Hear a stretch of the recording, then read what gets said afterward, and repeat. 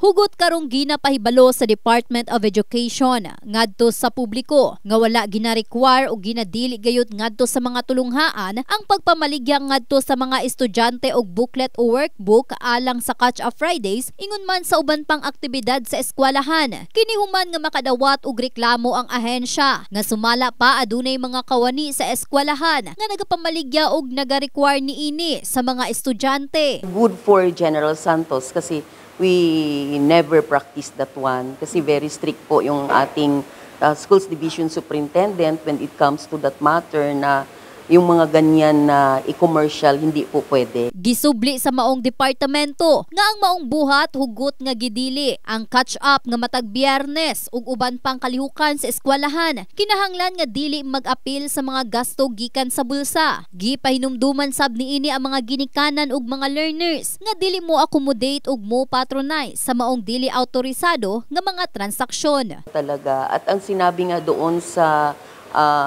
notice from the central office that those who are doing this they will face talaga administrative sanction. Okay lang man sumala pa alang sa mga ginikanan o galing mamaligya man ang usa ka magtutudlo. Apan kini nakadepende kung unsa gayud kag gikinahanglan sa usa ka estudyante ang maong butang. Ma'am, dili man tanan, amot lang sa uban, basta dili man tanan, pila na akong anak mag-college na lang na una man. Hindi, usay, mayo kabayad gani. Tulo pa na ako estudyante.